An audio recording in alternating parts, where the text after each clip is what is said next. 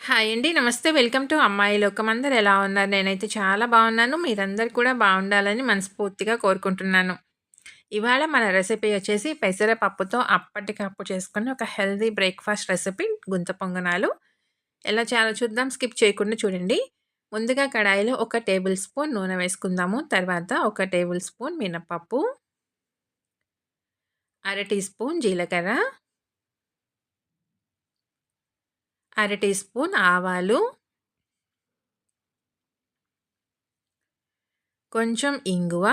ఇంగువ అస్సలు స్కిప్ చేసుకోవద్దండి. రెసిపీకి ఇంగువ చాలా టేస్టీగా ఉంటుంది. అలానే డైజెషన్‌కి కూడా చాలా మంచిది. పప్పులు మనకి మంచిగా వేగాలి. సన్నగా తరిగిన కరివేపాకు కొంచెం. పప్పులు మనకి చక్కగా వేగిపోయినాయండి. ఇప్పుడు ఒక పెద్ద ఉల్లిపాయని సన్నగా తరిగి పెట్టుకున్నాం. దాన్ని వేసుకుందాము. ఉల్లిపాయ వచ్చేసి మనకి ఎక్కువగా డీప్ ఫ్రై అవ్వాల్సిన పని లేదండి. కొంచెం మగ్గితేనే చాలు.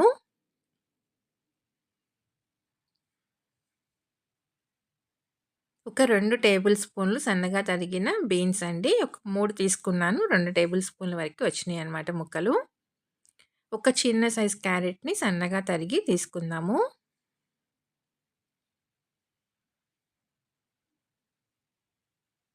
తర్వాత ఒక 2 టేబుల్ స్పూన్లు పచ్చి బఠానీలు. ఇవన్నీ మనకు ఒక 50% వేగితే చాలండి. మొత్తం ఎక్కువగా వేగాల్సిన అవసరం లేదు. మిగతా 50% మనం గుంత పొంగనాలు వేసుకున్నప్పుడు దాంతో చక్కగా కుక్ అయిపోతుందనమాట. సన్నగా తరిగిన కొత్తిమీర వేసుకొని ఇంకా స్టవ్ ఆఫ్ చేసేసుకుందామండి. ఒకసారి మొత్తం మంచిగా కలిపేసుకుందాము.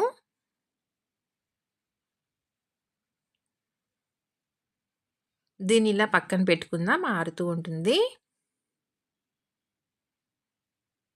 ఇక్కడ పెసరపప్పు వచ్చి ఒక కప్పు తీసుకున్నానండి నేను. ఒక గంట ముందుగా కడిగేసేసి నానబెట్టి పెట్టాననమాట. పప్పు చక్కగా నానిపోయినియి. ఇప్పుడు దీన్ని మనం మిక్సీ జార్‌లోకి మార్చుకుందాం.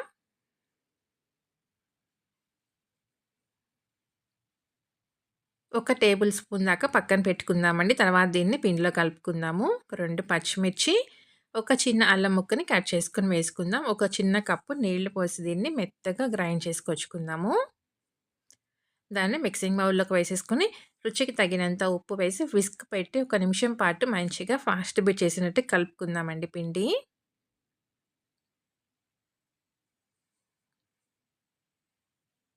దీనివల్ల మనకి పిండొచ్చేసి మంచి ఫ్లఫీగా అవుతుందనమాట. ఇప్పుడు మనం పక్కన పెట్టుకున్న ఒక టేబుల్ స్పూన్ పెసరపప్పు కూడా వేసేసుకుందాం. అలానే వేయించి పక్కన పెట్టుకున్న కూరగాయలు కూడా వేసేసుకుందాము. మొత్తం మంచిగా కలుపుకుందామండి.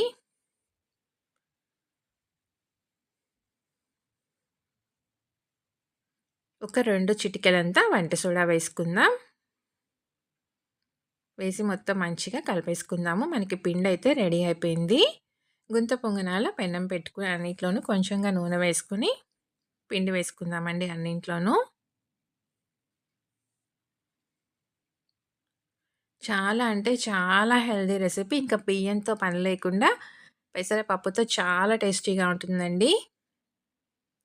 అప్పటికప్పుడు టిఫిన్ పిండి ఏమీ లేనప్పుడు ఇలా ఒకసారి ట్రై చేసి చూడండి. మార్నింగ్ బ్రేక్‌ఫాస్ట్‌లో కానివ్వండి, నైట్ డిన్నర్‌లో కానివ్వండి, ఈవినింగ్ స్నాక్‌గా కానివ్వండి చాలా బావుంటుందనమాట.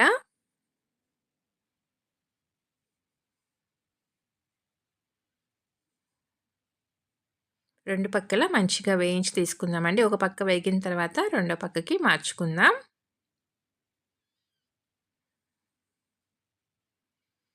చూసారు కదా! ఒక పక్క చక్కగా మంచిగా వేగిందనమాట. క్రిస్పీగాను. రెండో పక్కకు కూడా మార్చుకుందాము.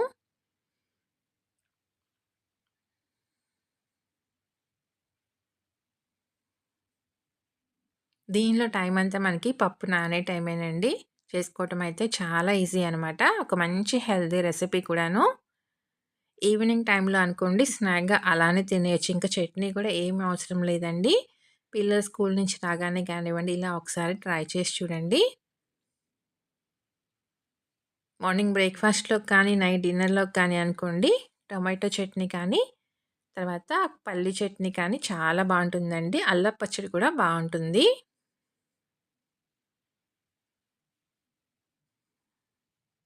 2 పక్కలు చక్కగా వేగిపోయినాయండి. ఇంకా తీసేసుకుందాము. అన్నీ ఇలానే రెడీ చేసుకొని తీసుకుందాం.